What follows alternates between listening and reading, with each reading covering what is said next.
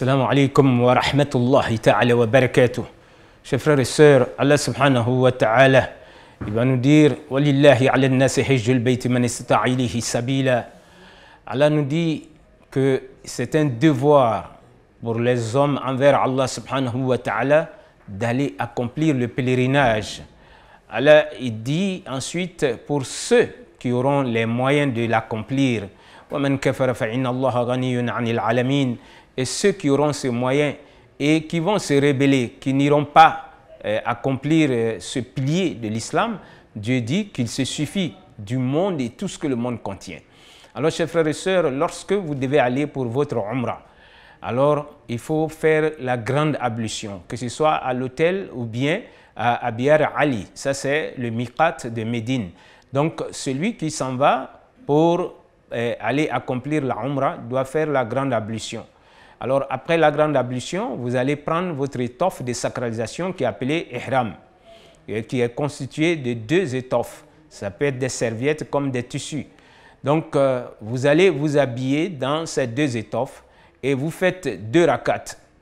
Alors, après les 2 rakats, alors vous allez verbaliser votre intention en disant « Labbaik Allahumma umratan » qui veut dire « Seigneur, me voici venu pour aller accomplir la umrah ». Alors, cette umrah, elle est la umrah qui va précéder le pèlerinage.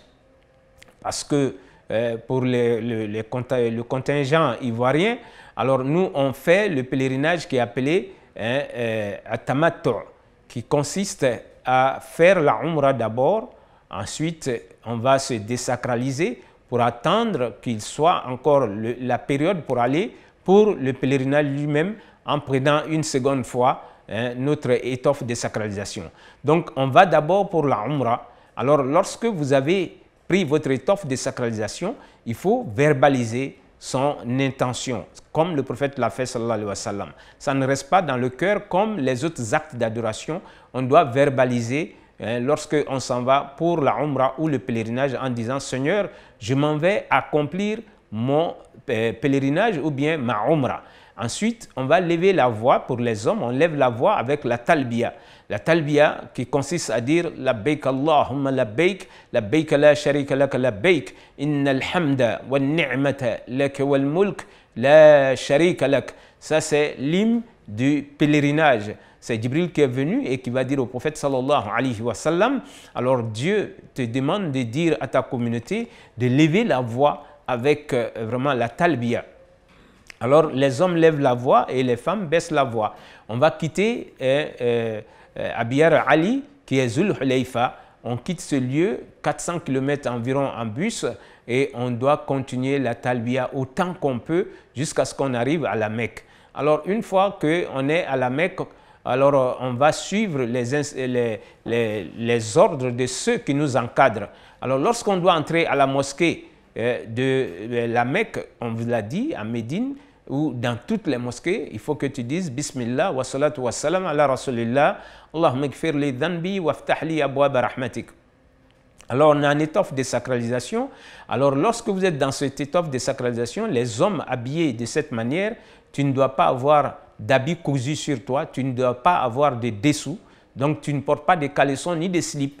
Lorsque vous êtes un homme, alors les femmes, leur étoffe de sacralisation, elles s'habillent correctement comme elles vont à la prière. Par contre, les hommes, vous ne devez pas avoir d'habits cousus, ni de slips ou de caleçons. Alors, tu ne dois pas avoir de chapeau aussi sur la tête en tant qu'homme. Pour les femmes, il ne faut pas se couvrir le visage ou porter des gants.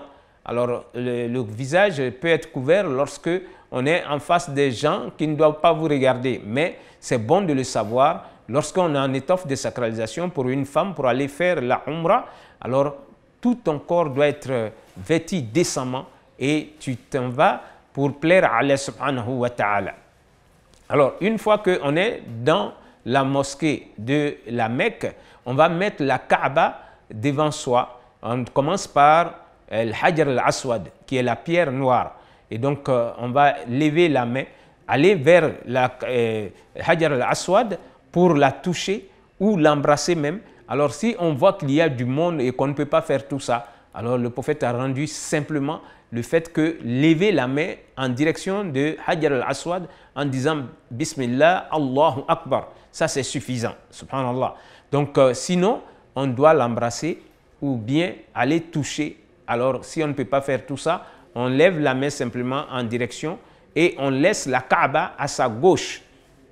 Alors, les hommes, ils doivent laisser l'épaule droite qui ne doit pas être couvert avec leur étoffe de sacralisation.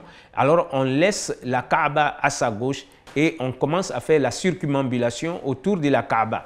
Donc, on part de Hajar al-Aswad et lorsqu'on arrive à Hajar al-Aswad encore, alors à ce niveau-là, ça fait un tour. Donc, c'est ainsi que vous allez faire 7 tours. Alors, il est bon de signaler qu'il y a une partie, les encadreurs pourront vous montrer, qui est appelée aussi Rukn al-Yamani. Ça, c'est entre Rukn al-Yamani et Hajar al-Aswad. Alors, le prophète va nous dire, lorsqu'on arrive à cet endroit précis, alors on doit dire Rabbana atina fi dunya hasanatan wa fil akhirati hasanatan wa qina adhaban nar. Cette bénédiction résume tous vos besoins. Alors, c'est une bénédiction qui était la bénédiction favorite du prophète sallallahu alayhi wa sallam. Ça résume tout ce que vous pouvez dire à Dieu. Et donc, en cet endroit précis de la Kaaba, Dieu a mis 70 anges qui sont en train de dire Amin, Amin. Donc, quand votre vœu coïncide avec leur Amin, Dieu réalise vos vœux. Donc, on fait le tour 7 fois. Dans les 3 premiers tours, alors les hommes doivent lever un peu les pas. Donc, on doit aller à pas lever pour les hommes dans les premiers 3 tours. Après, on peut aller normalement. Les femmes n'ont pas à faire cet effort-là. Donc, lorsque vous allez finir, alors vous allez vous mettre derrière Maqam Ibrahim, qui est la station d'Ibrahim, et vous allez faire 2 rakats. Et si vous voyez que la mosquée est pleine, vous pouvez aller loin, parce que si vous voulez faire les 2 rakats là-bas, il se pourrait que les gens marchent sur vous. Donc, l'essentiel, il faut faire 2 rakats. Lorsque vous aurez fini de faire vos 7 tours, il faut faire 2 rakats derrière Maqam Ibrahim. Alors, la question qui se pose aussi, est-ce que lorsqu'on a douté dans les 7 tours, parce que ça peut arriver, alors si vous doutez, vous prenez le plus petit nombre et vous reposez votre calcul là-dessus. Alors, lorsque vous êtes en train de faire aussi votre tawaf de la Umrah, et qu'il y a eu l'appel à la prière, vous devez interrompre pour faire la prière d'abord et après vous continuez. Alors il est bon de signaler aussi qu'il y a un endroit qui est entouré, alors on appelle cet endroit Hijr al-Ismaïl. Et donc cette partie-là aussi fait part de la Kaaba. Donc en faisant la circumambulation de la Kaaba, on ne doit pas être dans cet endroit, on doit être hors de cet endroit, parce que si vous priez dans la Kaaba, la prière n'est pas exaucée. La prière est adressée face à la Kaaba. On ne rentre pas dedans pour faire la prière surtout canonique. Donc Allah subhanahu wa ta'ala, il va faire que lorsque vous avez fini de faire tout cela, pour achever votre Umrah, vous devez aller maintenant faire le Sa'i, qui est le fait de courir entre Safa et Marwa 7 tours. Vous allez commencer par Safa, vous montez sur la montagne de Safa et vous allez dire Inna Safa wal Marwata min sha'airillah faman hajja al-bayta aw i'tamara fala junaha alayhi an yatawafa bihima wa man tatawwa khayran fa inna Allaha shakirun alim. Donc ce verset, il faut l'apprendre ici d'abord avant d'y arriver. Donc ça signifie que Safa et Marwa sont des rites d'Allah subhanahu wa ta'ala. Celui qui vient pour sa Umrah ou son pèlerinage doit parcourir cet espace-là. Et celui qui le fait plus, Allah est celui qui est reconnaissant.